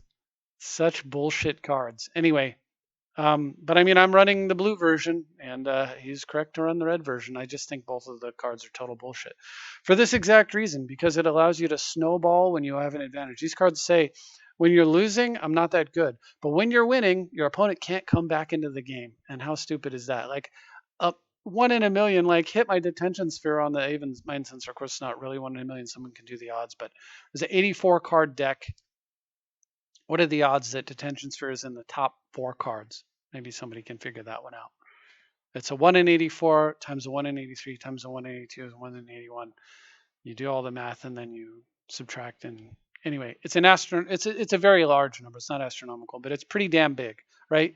And I hit it, and then this stupid card says, "Nah, you can't come back in the game. Just go ahead and quit now." So I do. Frustrating, but well played by 5CBS. And I decide I don't like all the tech cards in here. I don't like the lack of recovery. I don't like knowing that there's like no way back in the game for me. So I just change the deck up and try again. Still have the Esper Sentinel in here. Still have some of that nonsense in here, I guess, for this one. All right, this is Shrek playing Fenax, God of Deception. Once again, another opponent tricked into thinking that mill is an effective strategy in a 100-card format. It is a strategy, but it's not an effective one. Unless maybe the opponent's not fooled by the fact that it's terrible and just actually just likes trying to win the hard way. And that's possible. Some people prefer to struggle uphill. I do not, but I do not blame anyone for their choices. All right, so I'm getting milled. So we're getting milled, and of course the combo could get milled away, and then I won't have it anymore. But in the meantime, I get a hardcast Necro here, and I'm gonna Necro Light because I have a force already, and kind of want to wait. Opponent goes for a draw 4, so I'm gonna force that. Plays more mana, and now we're gonna Necro Heavy. But first we get Zur. Let's get rid of that crab. Necro the daylights out of myself. Luckily, Mox Opal and Wayfarer's Bauble doing exactly what they did in the other game. Bauble just sitting there, leaving the Mox Opal in the on position, which is where it needs to be. I suppose Bauble could be Sensei's Divining Top, but I rather have the mana ramp than have the search, because if I can ramp into Zur, I'm good, right? So I free counter that. I was just complaining about these stupid free counters, and here you go. Now you can see this version is almost correct, because it's way more counterspells than the other one. And what that means is that once I get in a commanding position, I'm staying there. So I'm going to go ahead and take out my opponent's card draw. So we'll go ahead and just Aura of Silence away that lock it, so he's not going to be drawing 2 cards. Although Narset would have made that hard. He could have used it on my turn to draw 1 card. But hey, let's give him no extra cards. Opponent vamps and plays a creature, and I don't care about the creature much at all. And reason being, Thought Vessel, Tutor. Oh, hey, there's a helm. Okay, so that's not exactly how I was planning to do it, but sure. So this version, Brian uses Thought Vessel or cards like this. He uses a Tower, I think, maybe Thought Vessel, maybe both. I feel like they're just kind of win more. I know why he does it. It's so that he can do the giant necro thing and just keep all the cards. I don't really think you need, like, I think you can over necro, throw away everything, craft the perfect hand, and win. I don't think you need to keep the extra cards. So it felt decadent to me. So this doesn't end up making the cut. Here, my opponent's deck gets exiled. You can see what it is if you like. There it is. So that's what I was facing. And yeah, game over. All right, so that was Shrek. Shrek with a bunch of swamps. Kind of makes sense. Our Winkler next. So the deck is slowly narrowing down to the final version, right? Our Winkler. Playing Animar, Soul of Elements, a frustrating and challenging commander. I take them all again and get the stupid Lavinia. Once again, not being a counterspell, irritating me. Opponent puts a deflecting swat under a Chrome Mox. I'm so happy to see that. Plays the 2/2 haste that can make a mana of any color, but only for creatures. Pretty darn good when you're running Animar. I like it. All right, I run out Mana Crypt, and I've got Mind Twist for the rest of his hand. So at least he's going to be playing in top deck mode here. Hitting a Kozilek, which is pretty scary because Animar can tick up and make Kozilek a very reasonable play.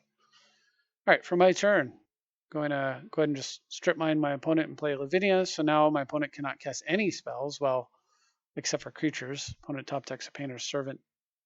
Has a Reflecting Pool, Painter's Servant. That was the 1 card in their hand and the 2nd card in their hand. So, okay. I could Vindicate them and leave them to not be able to play any non-creature spells again, but I decide not to. Rather just get Zur down. I'm running out of time. Animar will eat my lunch eventually. Go ahead and Zur, and I have a counterspell in my hand, so I think rather than getting, I do get Necro here. Okay. So as annoyed as I am by the Painter's Servant, the cards are irritating. I hate the way it changes the colors of things. Like it's just really irritating to see my mana leak look like this and stuff.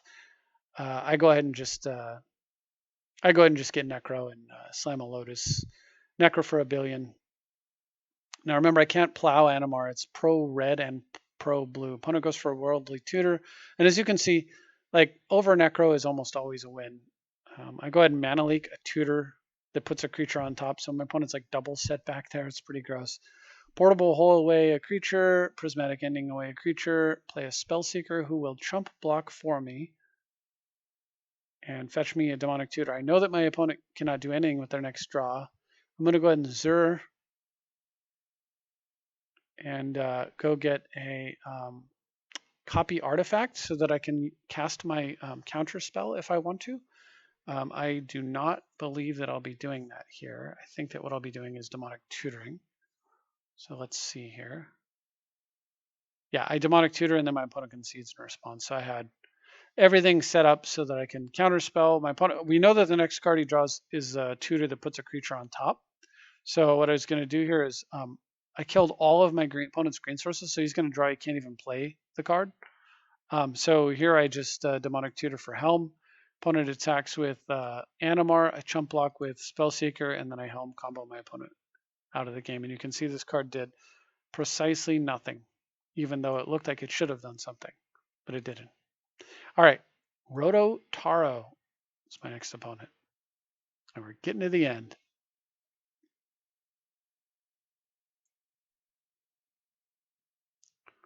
Roto Taro playing Gisath's Son's Avatar. I'm gonna pause it here. This is I guess I'll run through it. This is just like a meme deck or a newbie, and my opponent gets crushed. It's way too slow, and yeah, there's no reason to. Roto Taro looked like it was probably a new opponent, and there's no reason to I won basically, right? Let's go into the next game against Zergmaster. My games do advertise for CEDH, but not everybody knows what that means for starters. Some people also just want to test themselves and stuff. So I try to kind of skip those if I can. All right, Azarek, and I double mulligan into this hand. Azarek, the Arch Lich. And there's some sweet little combos. You'll have to look that guy up. It's a little funky. When he enters here, I'll try to tell you what he does. All right, so Bobble again. Enters the battlefield. If you haven't completed Tome of Annihilation, return it to its owner's hand and venture into the dungeon. And when he attacks, you make zombies. All right, so I'm thinking like, I don't know, pretty. I mean, I see Demon's Horn. I'm like, what is going on here?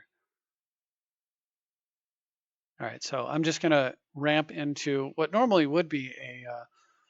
If this thing didn't come into play tapped, unfortunately it does. And you can see I have Opposition Agent, a card that, once again, does not belong in this deck. And it tricks me into not playing Teferi, which I should have played here. Would have been huge. I would have had Teferi plussed up, and then they would have played Cryptghast, and I could have just, I wouldn't have had to do anything about it. I could have just bounced it here and played my commander and attack and just win the game. Now instead, I've got to do this. I'm not bouncing anything, right? I am going to play the commander. I am going to attack. I've got to get the Cryptghast off the table because I don't want anything that doubles my opponent's mana to sit in play. It means I'm going to have to take a turn off from getting Necro, so we'll Detention Sphere that away and hit him with an agent. At least they can't tutor, right? Opponent plays Cloud Key naming creature, Dark Rituals, Herald's Horn naming zombie. So now this thing costs a single black. All right. So I do play the Teferi and bounce it so that it at least costs 2 black. I'm not exactly sure why that's there, but I actually tutor for an Urza's Saga here, and I do it because I need more mana, and it lets me sit on an Impulse, Force of Will, Expedition map. I'm not sure what's going on, and I'm like kind of nervous. So opponent like plays the card that makes his guy cost 1, and then he ventures into the dungeon. When he does, he picks it back up, and then this thing ultimately causes me to lose a life and my opponent gains a life, and then eventually he'll draw a card. It also makes treasure tokens and goblins, but we don't care about that. All right, so enough screwing around here. We're going to go get the Necro, I believe. Yeah, we're going to go get Necro. I just needed to get more mana earlier, so that's why I got the Saga. All right, so, and I had the Force of Will already. All right, big Necro. And now you can see most of the deck is the way that it should be. I'm going to go ahead and dump a bunch of stuff here and just sit on sort of crafting the perfect hand. Carnival of Souls. So now he gets a black mana whenever he plays a creature. So he can venture into the dungeon with his Azarac and pick it back up. And venture into the dungeon and pick it back up. And I'm like, okay, what is the point of this? Well, the point is, eventually, after venturing into the dungeon enough, not only will he get infinite goblins and treasure tokens and draw infinite cards, depending on which selection he makes, but it also has each opponent loses 1 life and you gain 1 life. So once I realize what's going on, I Force of Will. And if I had to, I could have Brigade Storm, Vampiric tutored up a mana drain or something. Anyway, so I'm going to go ahead and do exactly that, basically, at the end of my opponent's turn here, under the safety of a Teferi. You can see I had Swiftfoot Boots in here as well as Greaves, which has Swiftfoot Boots has now become Spellskate, which I think is, way better. All right. A living counterspell for removal. All right, so we're just going to Urza up here. And is my opponent conceding? Is that why it's taking so long? Or is this like because they fixed? I mean, I'm not getting a lot of bugged games, which is really nice. Maybe it's querying what happened from the server. Or maybe we're just completely frozen. Yeah, I can't do anything. This is weird. My library is empty? What has happened here? Huh, nothing's responding whatsoever. All right, I'm going to close that game, but bottom line, I have Necro out. My opponent has no commander. I know what his combo is now. I break his combo up with Zur and a bunch of counterspells and control the game and eventually find my helm and helm my opponent out, which is probably why the game bugged. All right, Raising Cane 5. Playing Kenrith, that's a serious commander. Very nervous. It's one of those commanders that can do nasty things. But my opponent leads off with Mystic Remora. No fast mana here. Once again, I got that down duress. I just, why isn't it a counterspell in my hand, you know? Anyway, I've got Expedition Map, but I'm going to play around Remora, and I'm not going to do it with a Strip Mine. I'm going to do it in a different way. So the way I'm going to do it is I'm going to go get Urza's Saga. And if my opponent wants to pay for Remora while I smash his face with robots and then eventually get like Soul Ring and stuff, sounds good. Opponent decides doesn't sound good. An Assassin's Trophy of the Saga, isn't that cool? Good thing, unlike Breya, I've got 2 basic lands in this deck. And I get to punish my opponent for even playing that card in this fashion. So duress, and you can see it's a pure combo deck. I do take an Oko out, but honestly, I still would have rather had a counterspell. But I do have some information here which tells me that the coast is clear for Narset. I use Narset to get a mana drain. And you can see what's left in my opponent's hand. So this is exactly what my opponent's hand is. Oh, I'm just going to go grab another counterspell, get some more mana, pass. After combat, I'm going to cast Demonic Tutor, of course, because I'd like to mana drain. Opponent plays a miscast here, and I just remand the Demonic Tutor back into my hand. So miscast is now dealt with. Opponent plays a Rhystic Study, which means that they can draw a card off the first card I play, but they can't, like if I don't pay the mana, and I don't. But I can play the rest of my cards, and they're not going to draw extras. They draw 1 card because Narset allows them to draw 1 card on my turn. Unlike Hull Breacher, Narset is a little bit more fair. It's not quite the same. But that 1 card is actually going to stick around in my opponent's hand because I can Mind Twist for exactly 1 less than I need to, unfortunately, here. So I Mind Twist for 4, and I get pause, Mox Diamond, Finale, Deflecting Swat, Tainted Pact. So the card that's in my opponent's hand, and we've seen Rhystic Study. So my opponent has 2 unknowns in their hand. But Time Twister would normally get him into the game. One's a Spell Seeker for an Abrupt Decay, and the other one we don't know. But Narset's over there buying time. So on my turn, I'm going to go ahead and play Detention Sphere. I am going to pay for the Rhystic Study this time and exile it. Don't want my opponent getting 1 free card ever after a Mind Twist. Play the Zur, hope that the Zur can block the Spell Seeker and protect the Narset, which means that they're going to want to Abrupt Decay the Narset. They actually choose not to and hit get the Rhystic Study back, which I thought was super interesting. So, okay. Unfortunately, you know, this is a Zur, so out jumps an Aura of Silence. I don't even bother killing the Rhystic Study. I do want to protect the Narset here, so I'm actually going to pay for the Rhystic and Toxic Deluge for 1.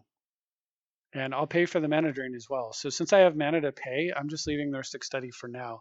I get the Aura of Silence because it's clearly some kind of combo deck, and I figure Aura of Silence plus Narset is going to just make their life pretty sad. And if the Mind Twist wasn't enough, right? Well, Seal of Cleansing away the Rhystic. This is one reason why it's really nice to have both so that you can leave an Aura of Silence in play when you need to. I'll go ahead and play a Jace here. Opponent has a mana drain, and I let it go because that was bait. I actually run out the Necro now. I have mana drain up. I could have mana drain to protect it, but I don't want to. What I'd rather do is just over Necro and make sure that whatever my opponent's follow-up is with the mana off the mana drain doesn't resolve. So we'll do it this way. And remember, if my opponent's follow-up is an artifact or enchantment, it's dead on board plus costs 2 extra. So the mana that they drained off the Jace, not that big of a deal to me. So I just let him have it, which is weird. You don't usually let your opponent mana drain when you can stop it, especially when it's your Jace. But in this case, I thought that made sense. And then you'll see here, we're going to get all the Necro cards. Juicy, delicious Necro cards. Give them to me, please. So with the Force of Negation and the blue card and the mana drain up and ready to go, feeling pretty safe here. Got a Lotus, Greaves. Of course, I've got a Haul. If my opponent were to kill my guy, just let it die and then slap it back down. You can see I was testing Mother of Runes. This was, remember I said that I didn't like the Greaves, so then it became Mother of Runes, and then it became Spellskite. So that Mother of Runes, has Summoning Sickness, Spellskite does not. All right, so I'm going to discard a bunch of cards. and they're all going to get exiled, and I'm just going to sit like this. I get to strip a mana and play a mana, plus I've got Force with one of these cards. Tezzeret can actually go and get Helm, and Zur can go get the other half of that combo. So I've got Mana Drain, Force of Negation, Tezzeret, whatever. Pretty much what I've done is, as I said before, you craft the perfect hand, and then opponent only has 2 cards in hand, and the commander doesn't threaten me. He plays Ragavan, and then he plays it with dash, and then has to drain his mana pool mana in order to get in. And then hopefully, my opponent's thinking like he's gonna hit me. And hold on, I was thinking my opponent's gonna hit me and like pray to find a solution to this board state. I don't know what that would be, but instead my opponent actually attacks and kills Narset, and then uses that opportunity to brainstorm. I'm super cool with that because now I'm just going to strip mine their untapped land. Opponent Mystical Tutors for Jessica's Will, which would allow my opponent to draw quite a few cards, potentially, get a lot of mana, but they're not going to get another turn. Go ahead and Tezzeret. We'll kill Tezzeret. He dies for the cause of cheese. I'm going to make some cheese out of my opponent's deck, and you can see all the cards in his graveyard there, and you can also see what I was actually facing. All right, so cards are exiled from Rest in Peace, and Helm is going to exile the rest. And here they go. Eventually. And you can see it's a pure combo deck running Veil of Summer, Red Elemental Blast, Pyroblast, Deflecting Swat, Underworld Breach, Sylvan Library, all the hits, right? Tainted Pact combo, Rhystic Study, Force of Wills. If it's bullshit, it's in this deck. This is the kind of stuff I've been facing, and this is what I was talking about with Zur just being so much better at handling the nonsense than Brea. Because like if this is Brea, I'm still getting card advantage. I don't have a Necro in play. I'm like trying to build my hand back up and playing the long game. Zur's like having none of it. It's like let's put a stop to this right now, and it just does such a good job of that. All right. Next is R. Winkler once again, playing Animar. I believe this is a pretty good game too. So you're going to see another test card that did not make the cut. It was cool. It was cute. It didn't make the cut. Caldra Complete. I tested it out because what I was doing is I was running Stoneforge because Lightning Greaves is so good in this deck. Hasted Protected Zur is so good that I was thinking if I ran Stoneforge, I'd have another way to go get Greaves. And then if I had Stoneforge with Greaves, I wanted to have at least a second option. So I ended up running Caldra Complete to see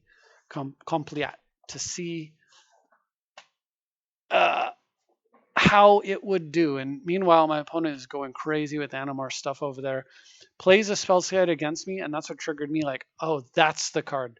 That's the one I should be playing. Spellskite is the card I should be playing. In the meantime, I'm not playing Spellskite, but I got this stupid thing. And unfortunately, Animar is pro-black. Plus, this thing, unlike Batterskull, does not have... I thought it had... it doesn't have life gain, and it doesn't have...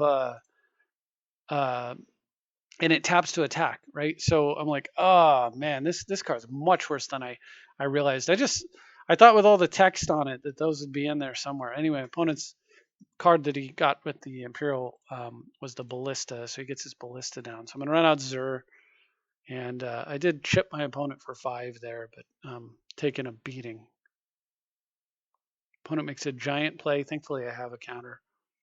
Court of Calling. We're going to mana drain that. And then makes a mistake. Thankfully, sends in the Ballista, so I get to block with my first striking Death Touch. Opponent just shoots me and does not kill Zur. Once again, huge error there. So with all the mana drain mana, I'm just going to make Zur a 6/9. Nice. I guess that's one reason to play the Caldra. Anyway, and tutor up a... and I don't know if you saw this coming, but I'm at 17 and I'm about to die from commander damage, and I can't block this with my black and white Zur, nor can I block it with the Germ. But what I can do is tutor up copy artifact my opponent's Spellskite, then move Caldra complete, I guess I'll just call it complete, over to Spellskite, even though it's spelled in like an old English way. Complete. Anyway, And now I've got a 5/9 Spellskite big enough to block Animar, and it's colorless. Thank you, Spellskite. It also has First Strike, Haste, Trample, Death Touch. So opponent not realizing it as Death Touch sends his guys in, and now it's just a bunch of dorks against an active Zur and a gigantic Spellskite. Also, keep in mind that is a gigantic Spellskite, right? In other words, it's indestructible, and the Caldra is indestructible, and so I have an indestructible Spellskite that can move spells over to itself. Kind of gross.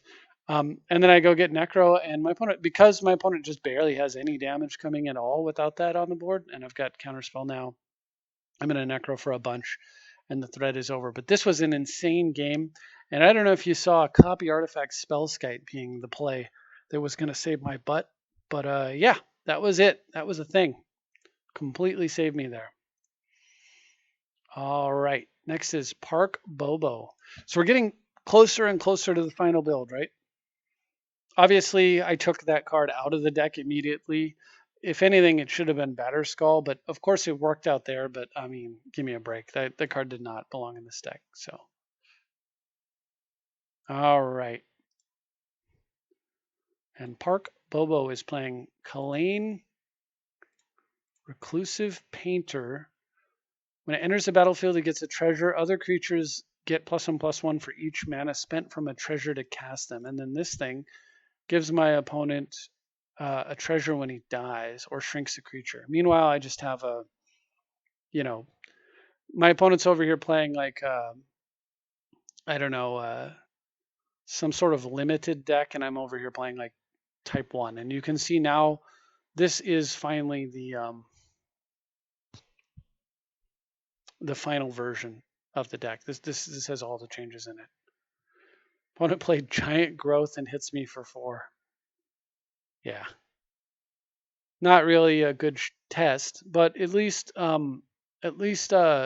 proof of concept regarding like how my hand is developing. Like it feels good, right? Like you look at my hand, you go, that's if I'm playing Magic, I want a hand like that, right? Here, I even have Mana Leak up if I wanted to, if I needed it. So I Mana Leak that specifically tempo and not really like any other reason, but I've got an abundance of counterspells and mana here, so tempo is actually the right reason to do it. Go ahead and get Zur down. And I still have a Forbid up or a Mana Leak. If my opponent wastelands and goes for a play, I would have like Mana Leak. Not that I'm expecting it from this opponent, but it's good to be prepared. Opponent plays 2 damage on Zur and gets a treasure. Swings in for 1 and does nothing. So I'm not going to steal his guy even. Drew my backup Time Twister just in case, hey, something might go wrong. But of course I have Helm of Obedience, so we're just going to rip. And you notice, like I said, Time Twister is, if Helm of Obedience were in the graveyard here, like I had duressed it into the graveyard, I could have twisted it back into the deck if I wanted to, which is nice. So I could have like gotten a Necro and then Time Twister and then Necro for a bunch and then find the combo like once more.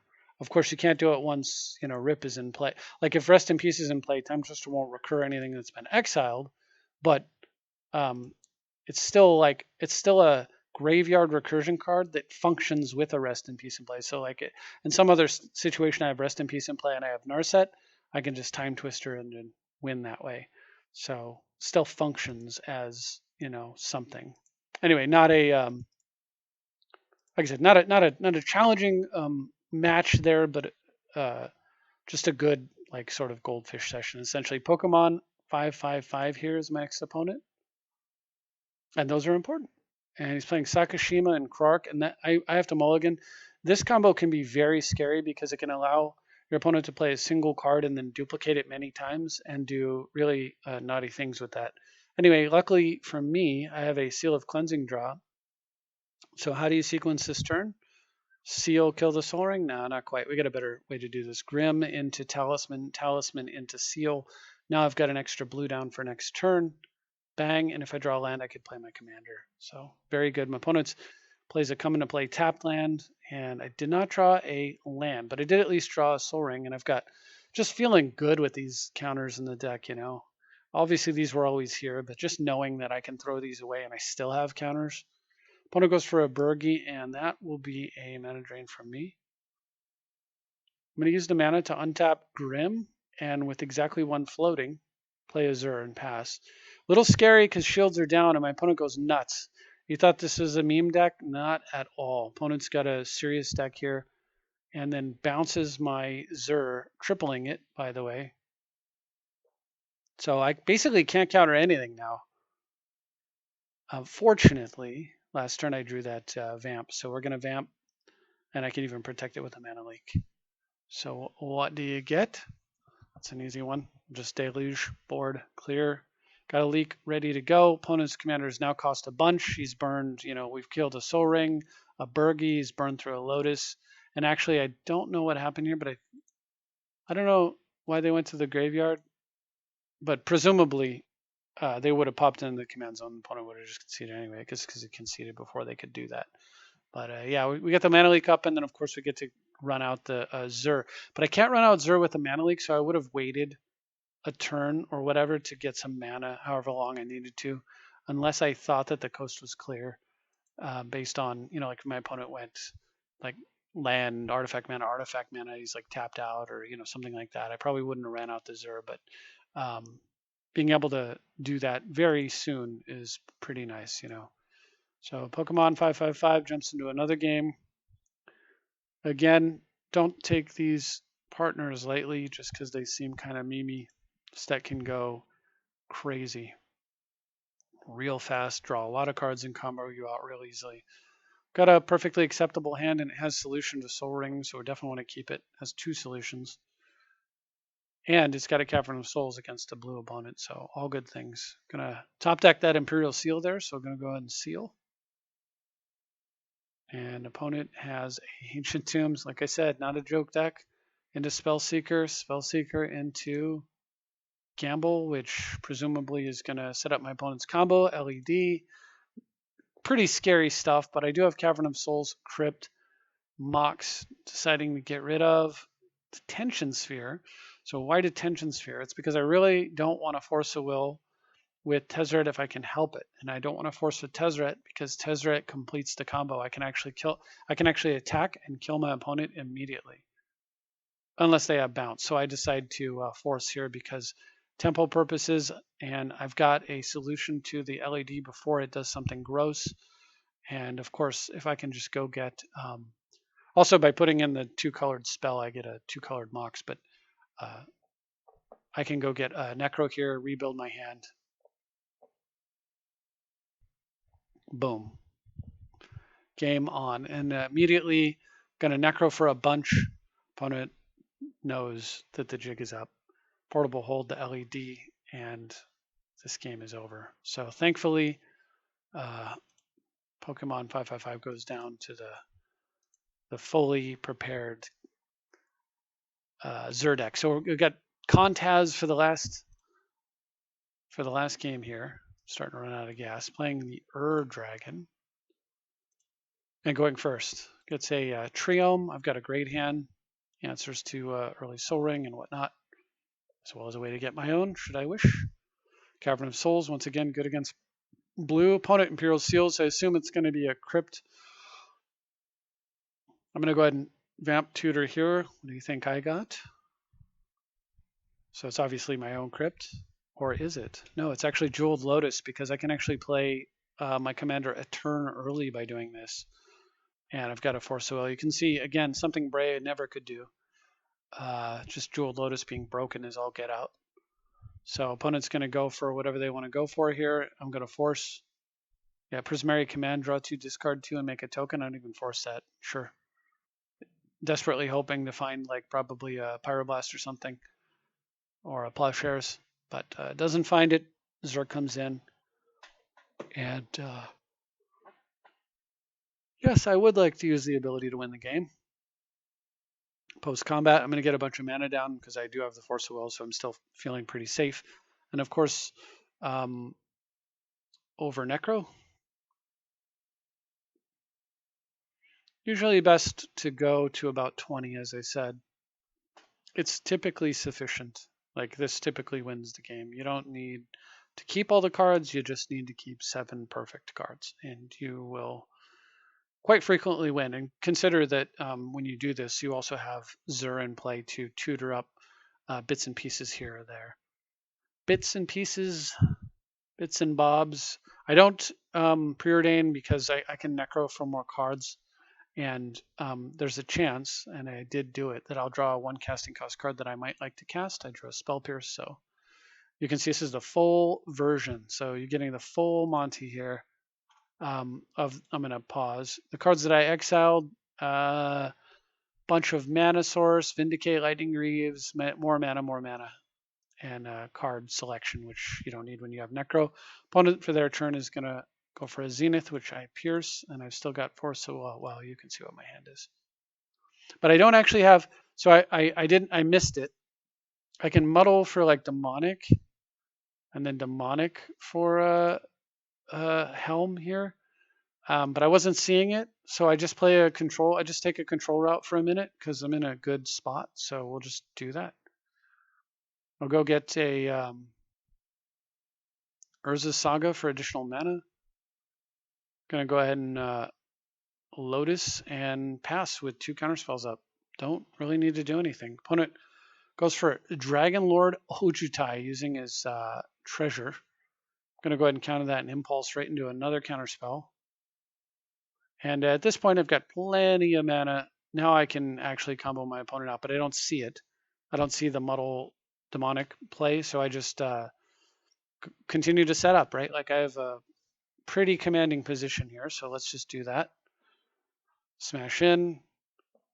Go ahead and just make sure that there's no coming back. We'll grab an Aura of Silence for the opponent, and just draw. I don't need to twist yet. Fine. Go ahead and Saga out a Construct. I mean, I had 3 counterspells. I was fine. Go ahead and make another Construct. And what I'm doing in this game, of course, the game's already won, but what I meant to kind of say was that you don't actually have to combo out to win the game. So if your combo does get removed, it isn't the end of the world. As you can see, one of the alternate win conditions, of course, is Planeswalkers, but also Constructs. All right, so I don't know if my opponent's a combo deck, but he has no cards in hand, no cards in grave, and his artifacts and enchantments cost more mana, and yeah, that's my hand. So good luck. Oh, also he gets 1 turn to live.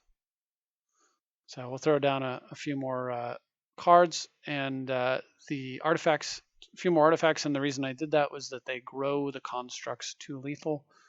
Go ahead and Zur and grab an energy field. Might as well become immune to all damage here.